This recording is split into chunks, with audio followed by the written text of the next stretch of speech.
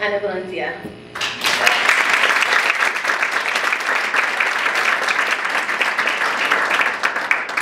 Comúnmente, cuando se es niña, soñamos con ser una reina.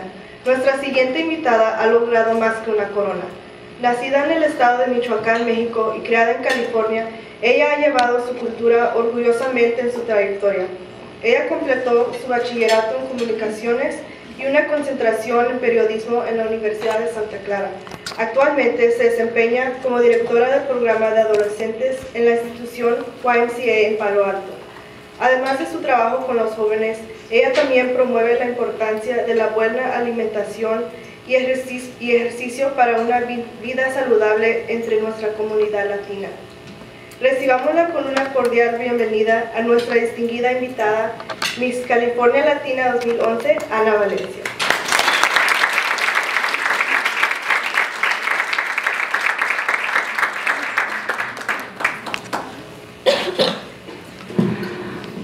Thank you so much for having me here tonight, and thank you for that lovely introduction, ladies. It is like a dream come true.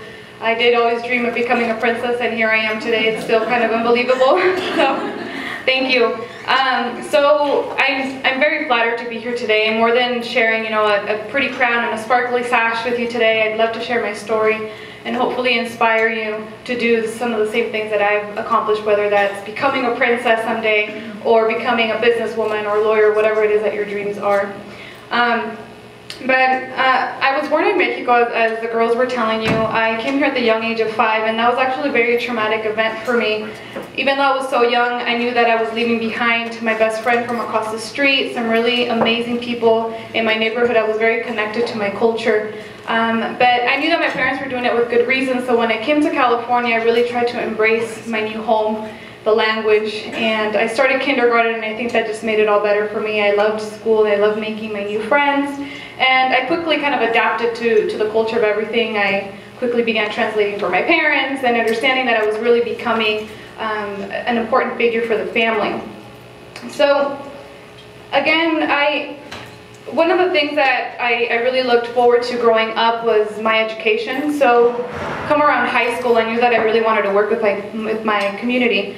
So at the age of 14, I actually started working for the San Mateo County as a youth health promoter. And I was kind of, amazingly, as maybe it might not seem like it now, I was pretty shy and kind of more on the quiet side. I liked to speak up for people, and I liked to do things in activism and leadership, but I was always kind of quiet. So when I became this youth health promoter, I was in charge of educating my peers, people that were just my age and parents, about the dangers of smoking tobacco, HIV and AIDS, and hygiene and obesity and all these things. So I think that really helped me gain confidence in myself, and I knew that I really wanted to keep doing that work. So come senior year, I knew that I was headed for college. I didn't really know what I was getting myself into. I just knew that I wanted to head in that direction. My parents weren't able to help me very much, as I was going to be the first one to go to college. But I knew it was very important to me and that I wanted to get there. So when I came to Santa Clara University, I felt like it was the perfect environment for me. It was a small campus, and I knew that I was going to be just fine.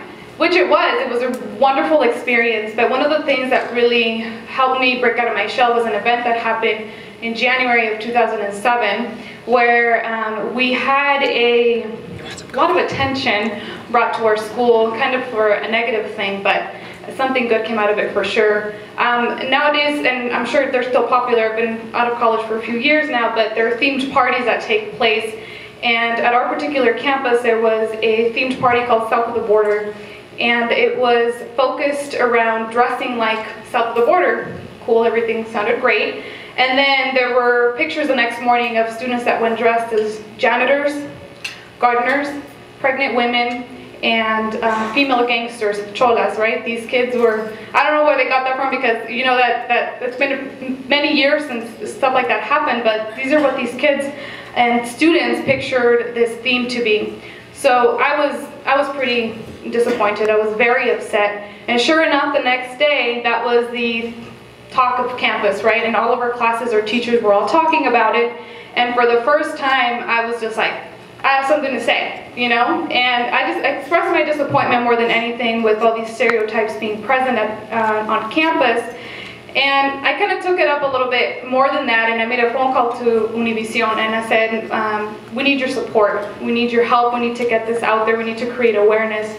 This was a really big issue for me. If there's one thing that I cannot stand, is stereotypes and cultural insensitivity. I can't put up with that kind of stuff. So sure enough, they came out that same night and they covered the story, and little did I know that it kind of escalated from there, and it ended up making national news. So here we were on, you know, NBC, on the news and online. It got kind of out of control, but what came out of this was really this awareness that it was happening all over the nation and all sorts of campuses. There was just always kept on the hush, right? But here we were, finally taking this big issue out in the open. And I say this story not to have it be a bad reflection on Santa Clara University. I have some friends of mine here who are alumni as well, but I'm very proud of my university, but I'm also glad that we stepped up and we did a silent march and we really put the issue out there, because it was very disappointing that these were, I mean, we're talking about people that are our future, right? Our students, our educated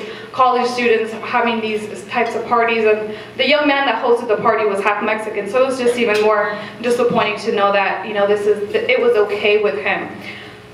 So anyway, I tell you this story not just, you know, to bring all this negativity out, but just to show you what impact one little thing can make. So that phone call created that awareness, and then from there it escalated on its own. Our president, a university president, got involved. So it was a really eye-opening experience for me, and it was nice to know that one person can make that impact, and it just goes to show how much we can all do speaking out against things that we disagree with. A lot of times we choose to stand by rather than stand up, right? It's good to be a supporter and an ally of things, but you really need to take action and matter into your own hands in order to make a difference.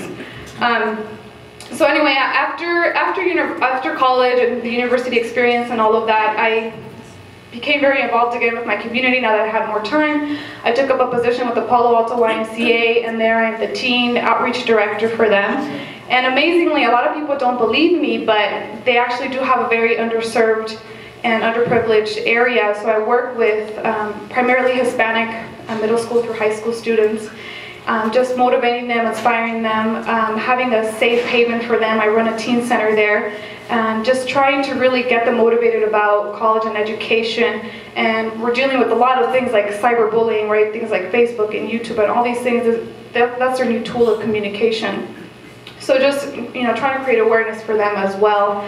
And now that I have, you know, some more time for myself, I kind of reconnected with my childhood dreams, which is where the princess thing comes in, right? I always kept it kind of on the quiet side, and my sisters are here, and they'll tell you that growing up we used to play princess, and I used to always have them compete, and I was always a judge, and I could never pick one, so I would just crown both of them. I would paper crown both of them and create sashes for them. I didn't want to hurt their feelings, so we made it work.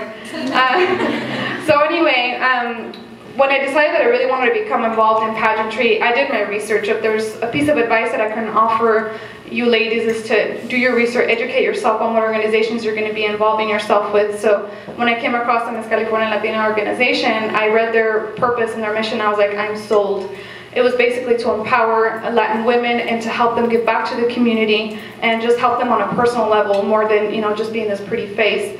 So that's really the reason why I decided to go and do work with them. And now that I'm part of the organization, I'm doing a lot of things related to healthy living. That's really what my interest is in, is the younger generation, the kids. So really creating awareness about child obesity and then you know, the need for exercise and for getting out of the TV and just getting out there and being kids again.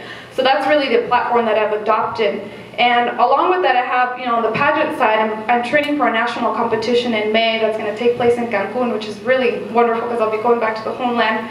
Normally it takes place in the Dominican Republic, but this year it'll be in Mexico. So I'm really, really excited about that. And I'm honored to be here today. I hope that I'm not just, you know, this untouchable looking person. I hope that you come up to me and you ask me questions if you have them, and that you look up the Miss California organization too if you have any interest, or if you know anyone that's interested in it. It's a really beautiful organization. I have Miss Teen California, Jasmine Huerta, with me as well. They have a teen division. It's just, unfortunately our director couldn't be here today. She's stuck on an ugly flight from Atlanta, but she's a wonderful person, and we really do things with a purpose. So thank you so much for having me here tonight. I really appreciate it.